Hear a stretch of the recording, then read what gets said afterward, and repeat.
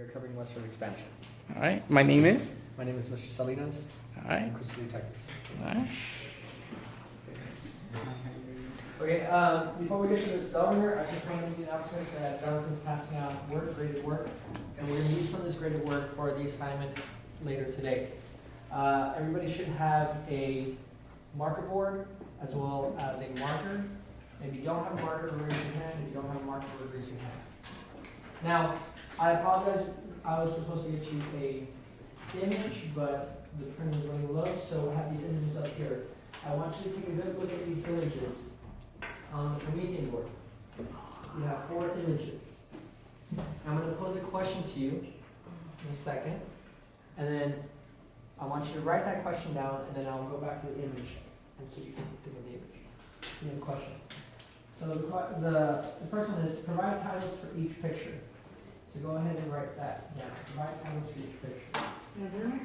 On the marker board.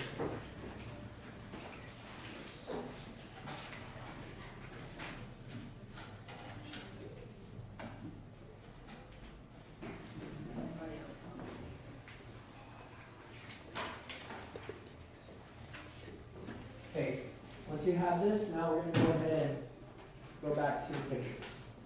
I'd like you to go ahead for each of these pictures, provide a title you think that would best fit those pictures.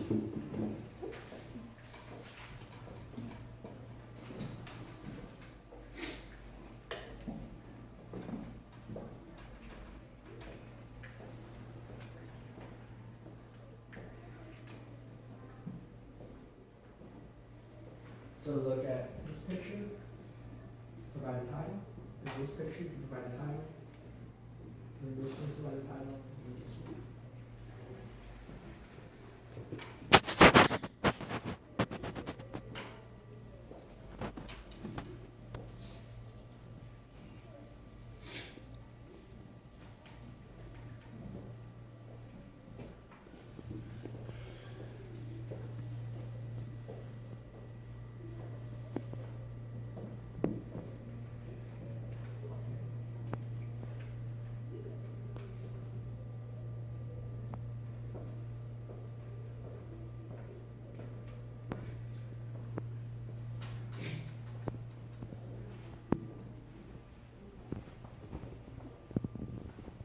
Okay. Below another space on the marker board, I want you to go ahead and think of the next question. What do the images try to convey or show to the viewer? What ideas do you get from the images? So go ahead and write the question on the marker board, and then we'll go back to the images.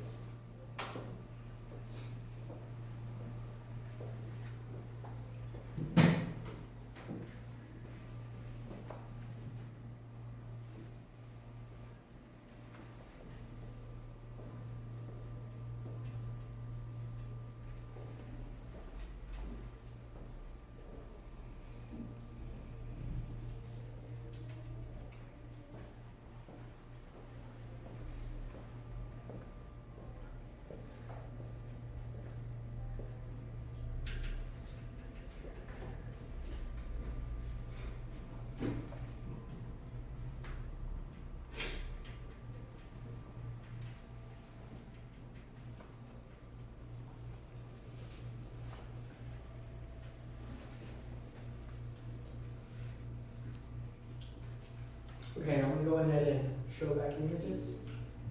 And here are your images. Please take a look.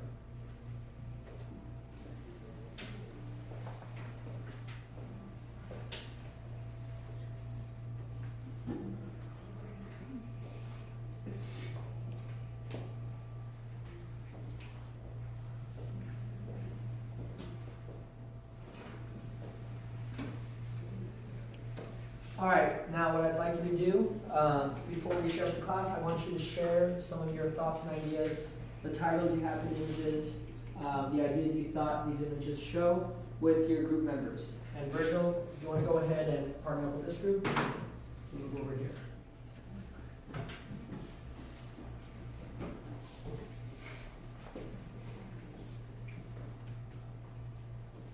So I'm going to go ahead and have you guys share what you have we can start with Zach, start with Virgil in this group, Mac in this group, and Caitlin in this group. And then in about a minute, I'll have you guys rotate, and you guys can share, okay? So the people I called out, go ahead and share what you have as far as the titles and the three ideas. The one on the left, the manifest destiny, the water raft with the Oregon Trail, the one on the left with Religion from the first one, the gold rush for California, and the third one I put Indian territory. And the last one I just put paradise.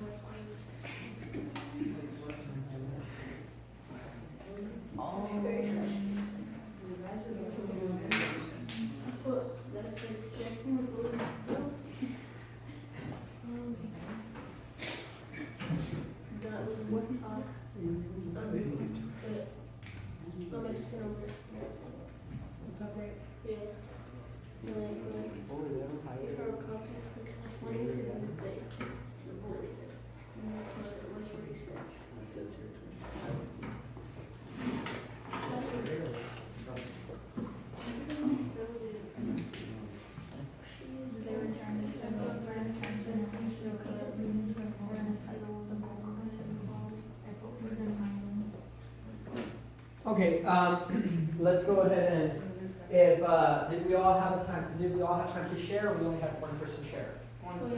Okay, let's go ahead and go to the next person, let's have, we can rotate clockwise, so then Virgil, Nathaniel, you can share.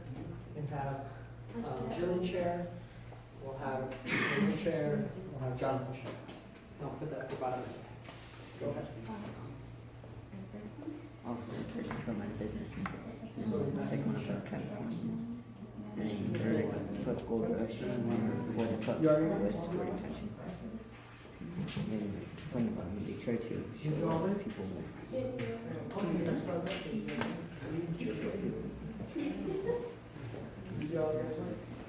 You and Tilly? Alright. And then you all in this one? Okay. So I guess we've already shared what we have. I just want some suggestions and just some ideas thrown out. What do you think is the what do you think are the similarities between each of these pictures that you see up here? What do they all try to show? What's the central idea? You can raise your hand.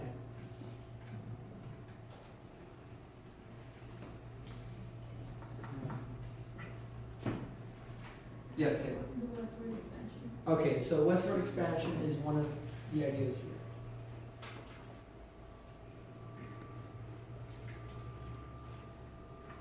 Another idea? Dr. Helm? The gold rush? The gold rush, all right.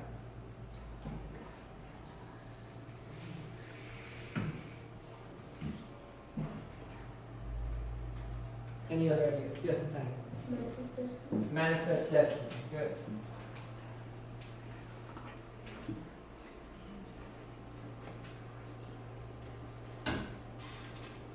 Okay. Any other ones? Yes, Nathaniel. Oregon Trail. Which picture really kind of, is it this one or this one? The bottom? Okay. So, the Oregon Trail.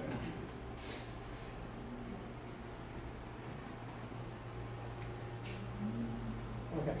So, we mentioned that we see some characteristics of westward expansion, the gold rush here with California, manifest destiny, and the Oregon Trail. When we mention manifest destiny, it's a belief system in which a lot of many Americans at the time felt that the United States was due to land, and whatever land there was, it was theirs for the taking. So we have the idea of manifest destiny. I want you to think of this question: how do the images show manifest destiny? A lot of us would associate that idea with the top left one, but we look at these other three; they also have components of manifest destiny. How do you think those other three pictures show manifest destiny?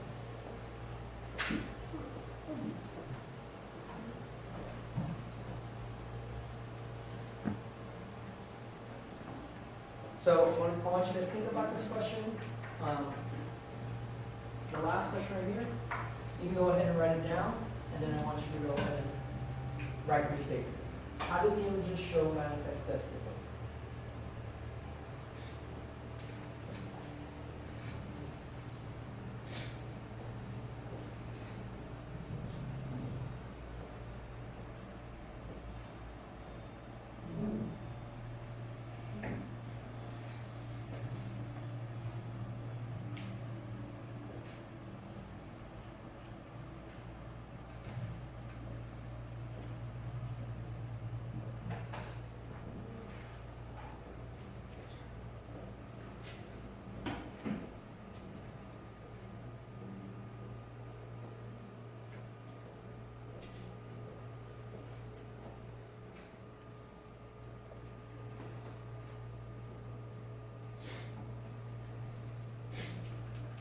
We have the images here.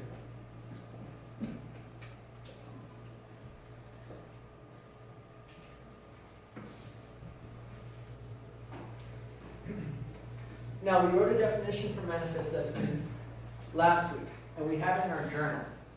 I'd like you to go ahead and find the prayer model we used for manifest destiny before we tackle this.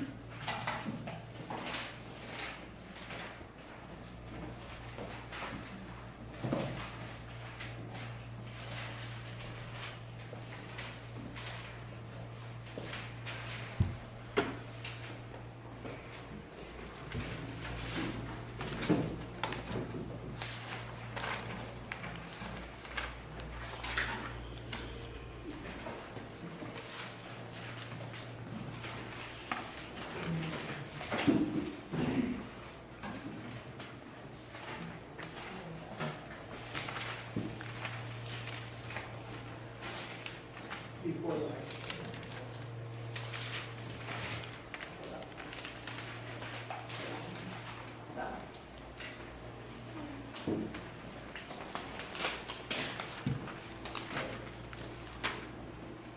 So, can somebody read for me the definition for manifest destiny?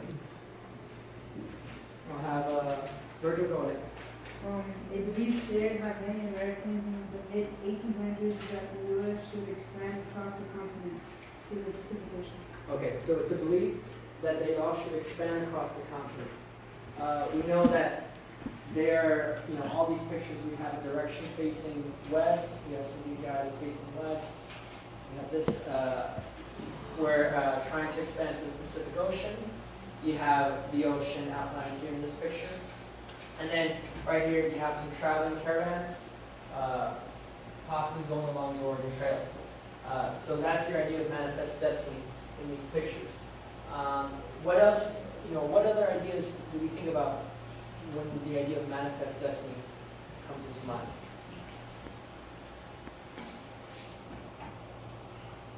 When we have these pictures, we talked about the Oregon Trail, we talked about the Louisiana Purchase. Raise your hand. The Santa Fe Trail. The Santa Fe Trail. Okay, that's an example, but I guess I'm asking the characteristics of manifest destiny.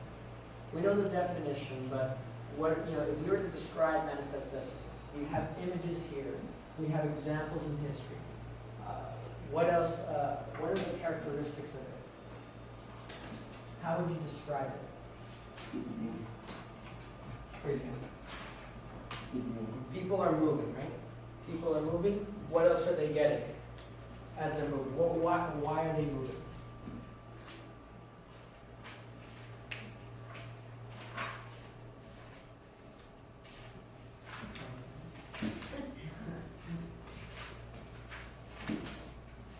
We know that people are moving, but what do they want? We did a simulation on the Oregon Trail. What is their, why are they going through all of that trouble? We played the game on the Oregon Trail. Why are they going through all that trouble just to get to Oregon? Oh, money. Money? Well, what did he say? Land. To get land? To buy land, right? So it would be economic. It can be money. What do you think the government of the United States at this time wants? How can they use manifest destiny? They're going to get the land, and then what are they going to establish in that land? state, right? A new government. So we've had different, we know the definition. We have several characteristics for manifest destiny.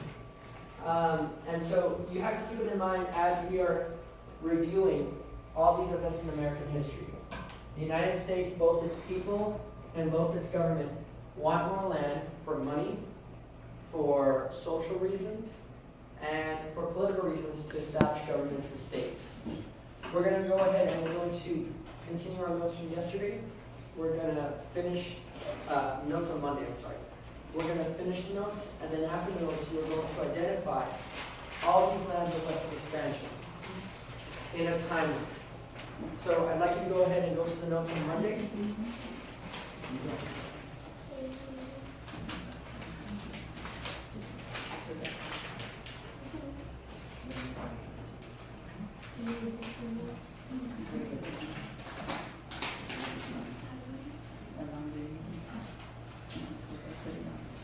And these notes are going to be Cornell notes. And for this class, I believe we were on Texas independence, right? Annexation.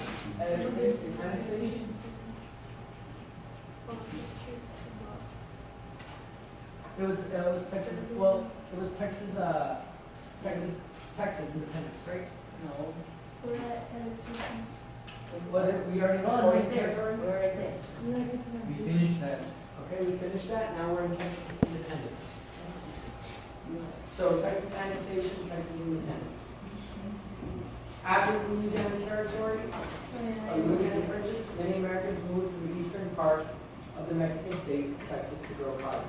So I think we were in this folder, right? Now we're on the second one? Okay.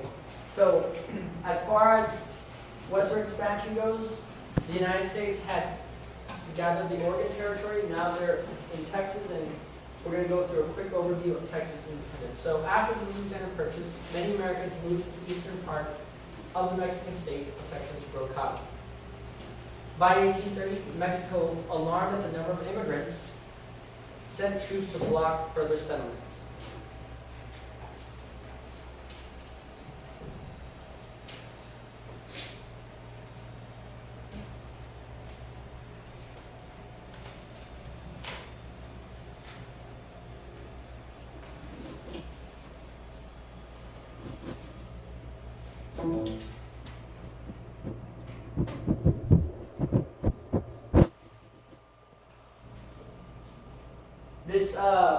This blockade of immigrants failed, and by 1835, Anglos numbered in the thousands, 30,000, and decided that they wanted independence from Mexico.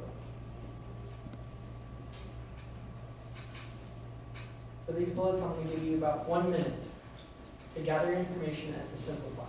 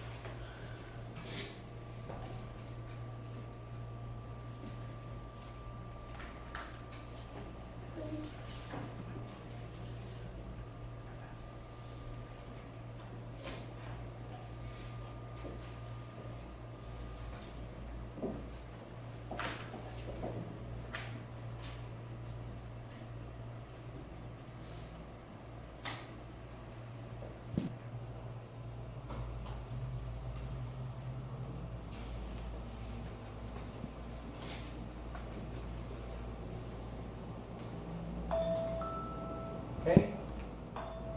Texans rebelled and declared independence when when Mexico decided to attack them. The Mexican army under Antonio Lopez de Santa Anna annihilated the Texans at the Battle of the Alamo, but he was defeated at the Battle of San Jacinto. So I'll give you about a minute to write the next bullets.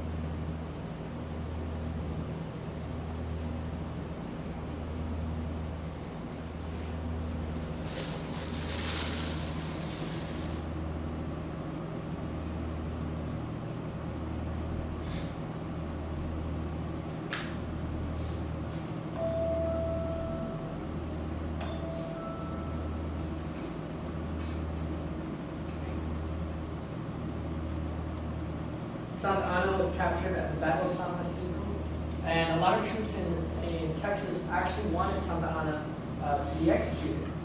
But the Texas government made a deal with him in which he promised Texas would gain independence and he would be set free to Mexico afterwards. So they allowed him his freedom as long as he promised Texas independence.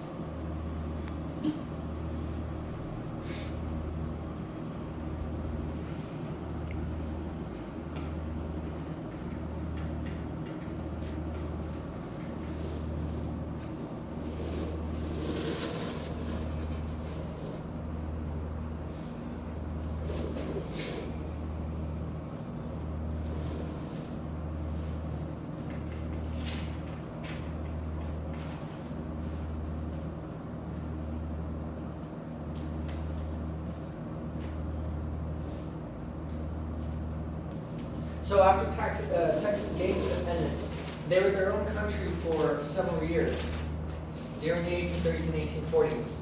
But it was a mission of the Texas government at the time to gain the support of the United States and eventually to be annexed into the United States. They wanted to join the United States after their freedom from Mexico. It took several years, but by 1845, Texas was annexed into the U.S.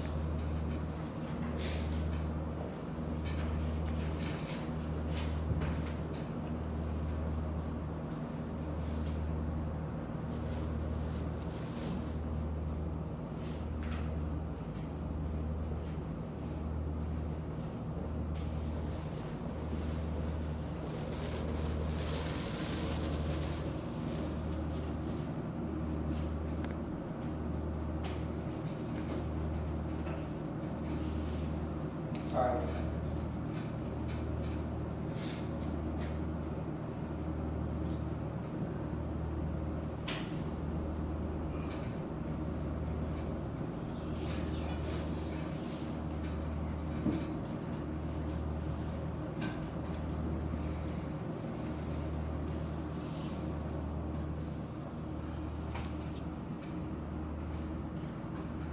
Okay. About 30 more seconds.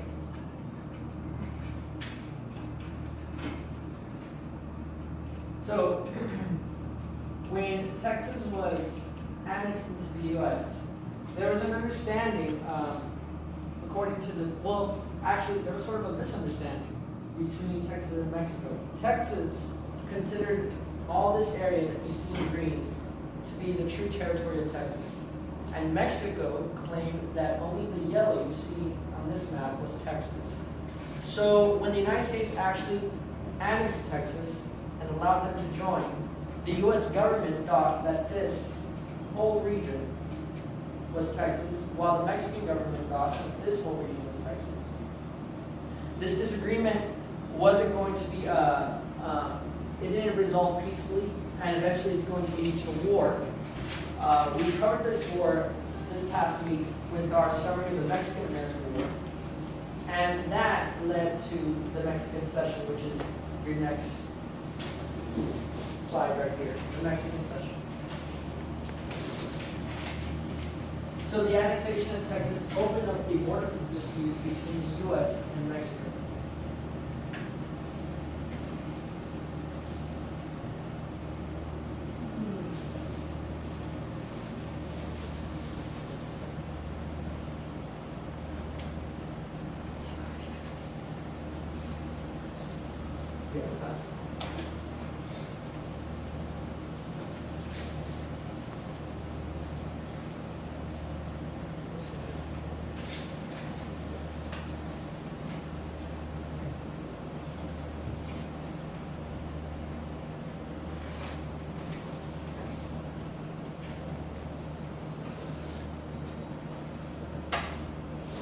Mexicans claimed it should have been the Western River, while Americans insisted on the Rio Grande.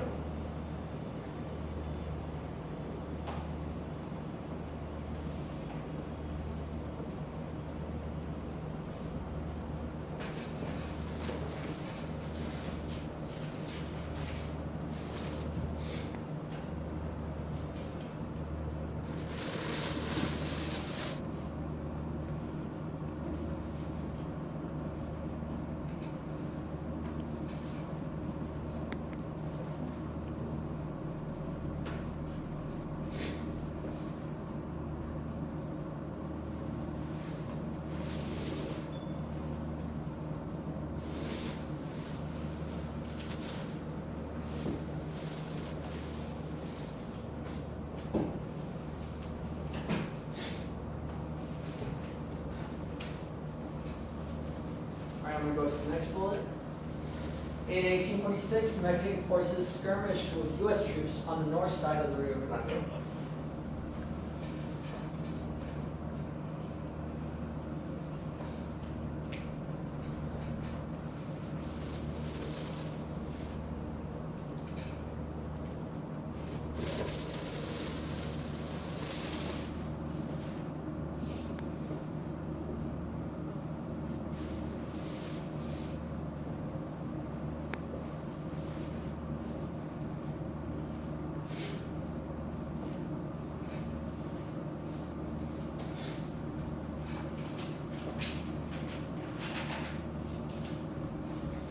And when these troops from Mexico and the U.S. started to clash, the President of the United States, James K. Polk, declared an invasion and demanded Congress to declare war.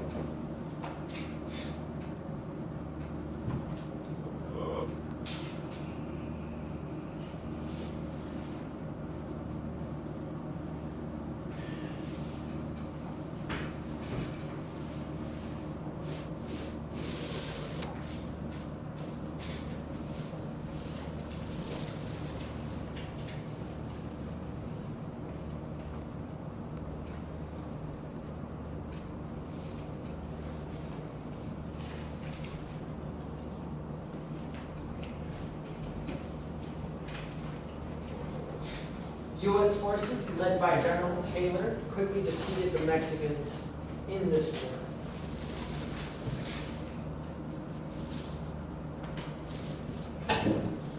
And because of the Mexican-American War, the two sides eventually agreed on a treaty called the Treaty of Guadalupe Hidalgo, which added additional land to the U.S. from Mexico.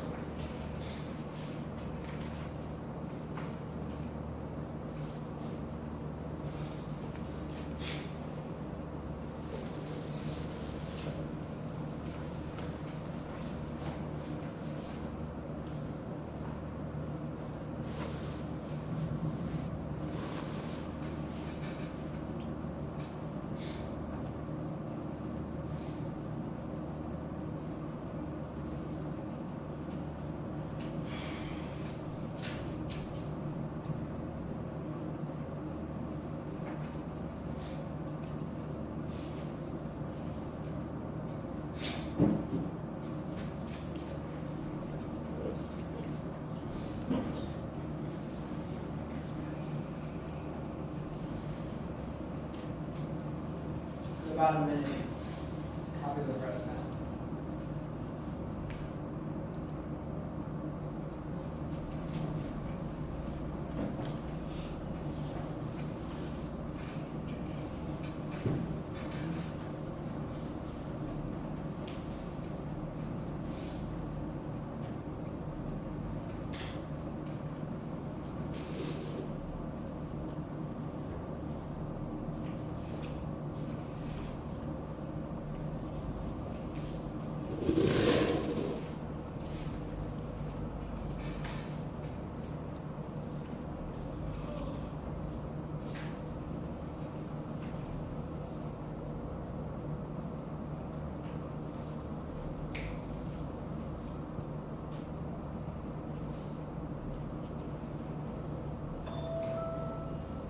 Okay, now, in the Mexican session, this map here shows the results of the Mexican session, or the results of the Treaty of Guadalupe Hidalgo, which was the Mexican session.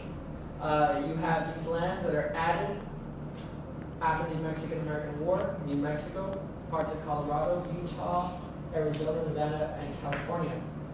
And when California was added, more settlers started streaming into California. One, because there was a lot of California Americans already living in California, but two, also because gold was discovered in California in the late 1840s. So, near Sacramento, California, gold was discovered in January 1848 in Sutter's Mill.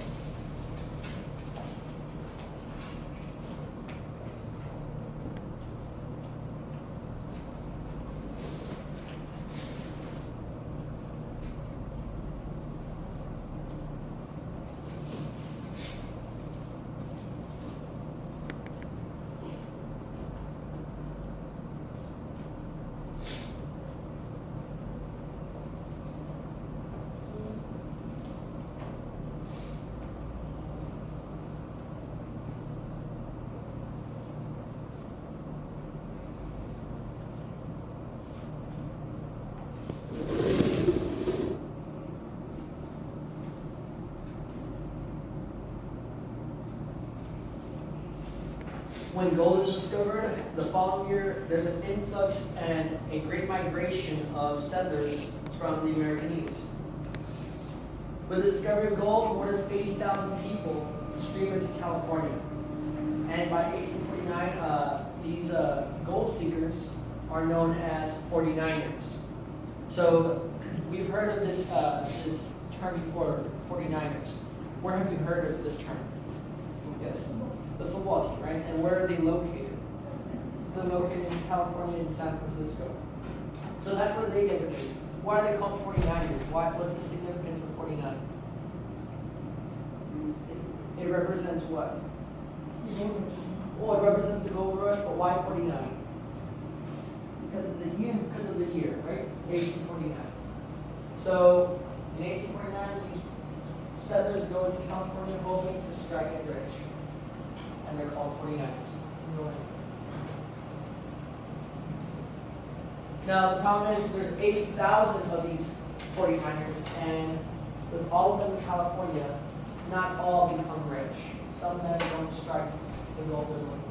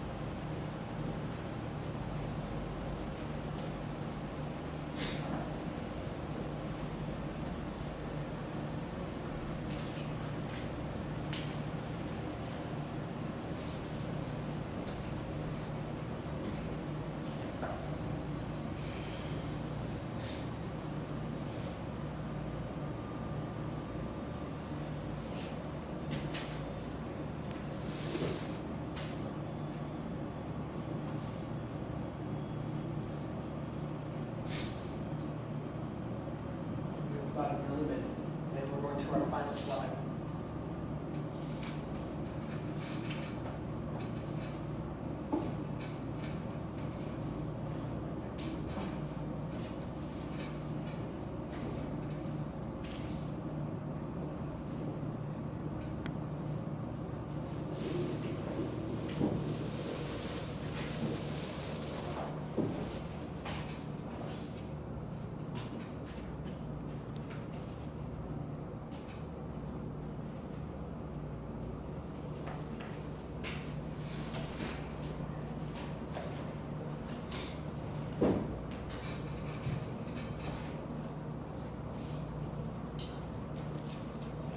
So, with California having this this wide migration of settlers, of 49ers, there were calls for new ways of transportation to bring all these people into California. And after the 1840s, you have California located here. What do you have located here that might block that transportation? Either by trails. Okay, you have trails, but trails actually lead to where you want to go. The trails, we read about the Oregon Trail and the Summit Trail. They go through the west, and now we have a new destination in California, and the government and the people of the United States are actually putting new methods of transportation. They're putting new railroads, they're putting new canals. But as far as the west, what do you think might be in the way of that transportation? What might get in the way? Think about the map right here. The Rocky Mountains. So the Rocky Mountains are in the way, and it's hard to build a train over a mountain, especially in the 1840s. So in order to circumvent that, they actually decide to go around the mountains, and they decide to go south. Now the only issue is they don't own the land south of the Mexican section, this little strip of that land. So what they decide to do, they decide to purchase that land from Mexico in order to bypass the mountains. So in order not to build any train tracks over the Rocky Mountains, they decide to buy land so they can build land on flat land, build tracks on flat land and head towards California. So this purchase is known as the Gadsden Purchase.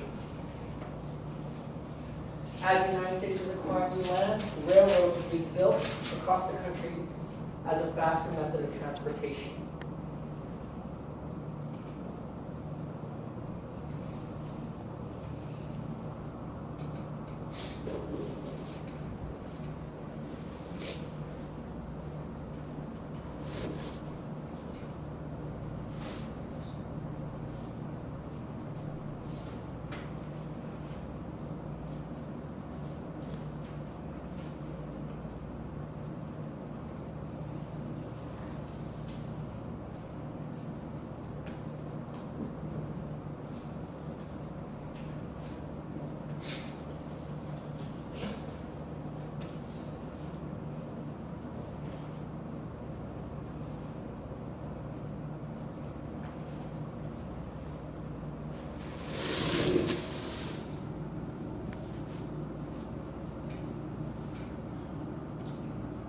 Now, because they didn't want to cross over the mountains, they didn't want to build any tracks over those Rocky Mountains, they decided to buy, the U.S. decided to buy a section from Mexico for $10 million to provide a more direct route.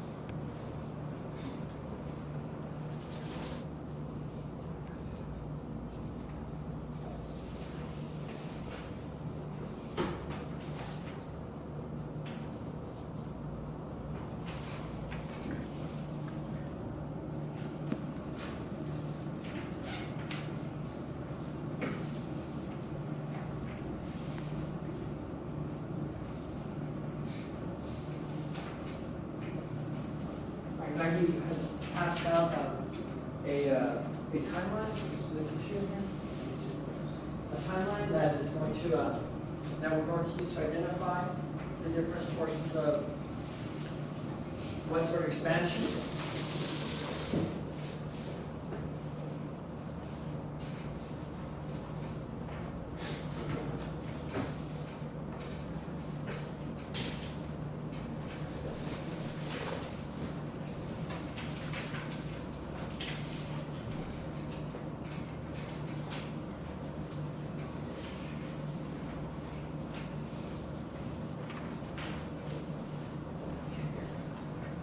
On the westward, on this timeline, I want you to go ahead and identify the years and identify the event on the timeline. And you're going to use your notes to identify those years, events, and the additional information on the timeline.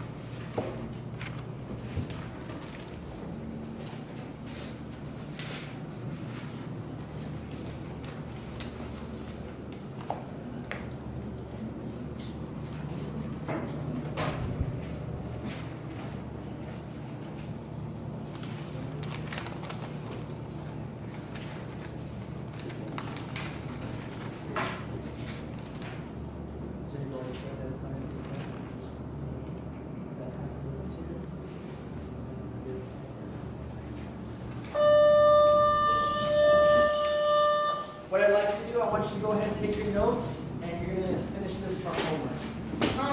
Finish it for homework.